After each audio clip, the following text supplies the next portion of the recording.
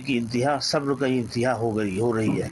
अगर मतलब होना है तो फिर ठीक है, वो हम कानून को तो तोड़ते नहीं ना, कानून कभी तोड़ा हमने, लेकिन ये तो हमें हक है कि ठीक है भाई, हम मरने के लिए निकले आ रहे, मानो सर पे कफन बांध के निकल पड़ेंगे। फिर तो हमें यही करना, जब हमें रहने नहीं देना, हमारे बच्चों को पकड़ना, गिरफ्तार करना, जुल्म ज्यादती करना, घर तोड़ देना, तो फिर ठीक है, हम मरने के लिए तैयार है ना। हम तो हम सर पे कफन बांध के निकलने आ रहे, तोड़िए आप इसके मकान तोड़ना, हम इसके लिए तैयार हैं।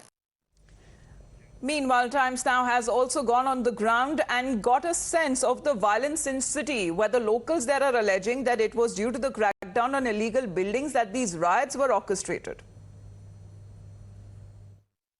उस दिन जब हमला हुआ था 3 तारीख को, तो उस दिन इस बिल्डिंग से पथराव हुआ है। इस बिल्डिंग से हम लोगों के ये सामने जो मकान देख रहे हैं सब समुदाय के लोग हैं, और ये हमारा जो है हिंदू समुदाय के लोग रहते हैं।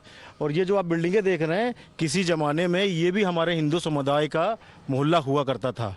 तो उस दौरान भी इसी तरह के दंगे और बवाल जिस समय होते थे टारगेट करके, तो त्रस्त हो गए हिंदू फैमिलियों ने इन लोगों को बेच के चले गए और हाथा खाली करा दिया। उसका नाम मुल्ला लाल स्ट्रीट था, अब उसका नाम कादरी हाउस हो गया है। यहाँ पर जितनी महिलाएं रहती हैं, आप सबसे पूछ सकते हो। जहाँ खड़े हुए हमारा मकान है, इस पे ऊपर से पथराव हो रहा था और भद्दी भद्दी महिलाओं को गालियां बकी जा रही थी। बगल वाला जो हाथा इन्होंने टारगेट करके हासिल कर लिया है, उसकी भी मंशा यही है, इसीलिए चंदेश्वर हाथी को टारगेट किया गया। और ये जो ऊंची ऊंची बिल्डिंग अवैध रूप से बनी है, ग्राउंड प्लस 2 या 3 हम बना सकते हैं, और ये 6-6, 7-7 मंजिला जो मकान बना है, इसका इस्तेमाल जो किया गया है 40-50 गज में, मतलब ये बिल्कुल योजनाबद्ध तरीके से हुआ है। वहाँ से पथराव किया गया है। यही उम्मीद करेंगे प्रशासन से इस पर सख्त से सख्त कार्रवाई करे, अवैध निर्माण को ढाहे।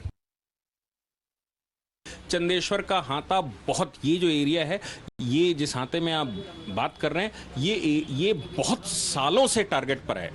यहाँ अगर वायलेंस हो जाता है तो देखिए, जो वायलेंस करने वाले हैं वो हो सकता अपने आप को बचा ले जाए, लेकिन अगर दंगे हो जाते हैं देश भर में, तो फिर कम से कम सरकार की जो योजना चल रही है उसको कहीं पीछे फेंका जा सकता है। मुझे जहां तक लगता है, पूरी योजना इसके पीछे की यही है कि कैसे इवेक्यू प्रॉपर्टीज को, एनिमी प्रॉपर्टीज को गलत तरीके से चढ़ाई गई वक्फों को, जिस पर इन्वेस्टिगेशन चल रहे हैं, वो कैसे रोकी जाए।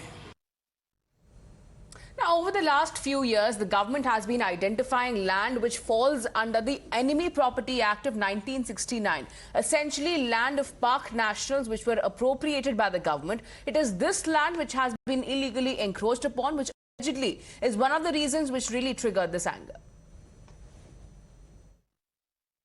Very pertinent is also the mention of the fact that when you see these tall buildings on both sides of the roads, many of these buildings are actually enemy property. Over the last few years, the government had actually fast-tracked the entire process of identifying these enemy properties, and the custodian of these properties was actually here in Kanpur fast-tracking the case. The mob that actually spurred and sparked the violence was actually aware of this activity taking place, and therefore they wanted to put a stop on this entire process of identification of enemy properties and them being taken over by the government by way of removal of encroachments. And therefore perhaps this entire conspiracy of sparking and triggering the violence on Friday, taking refuge or taking an alibi or excuse of the kind of comments that were by Nupur Sharma was taken. ये जरूर है कि हाँ भाई, एक आधे घंटे 15 minute जो भी रहा, वो एक दहशत भरा माहौल रहा। जी, आप क्या समझते हैं, क्या गलती किस तरफ से हो गई जो एकदम से नहीं रखते गलती किसी तरफ से? तो गलतियां ही हैं, अब जो भी हुई हों बस। तो आप क्या समझते हैं कि कोई सोची समझी साजिश इसके पीछे थी, या यंग लड़के आपा खो बैठे इसलिए ऐसा कुछ हो गया? इसका कोई विचारधारा नहीं बता पाऊंगा अपनी इसमें, बस हम लोग एक बिजनेसमैन है।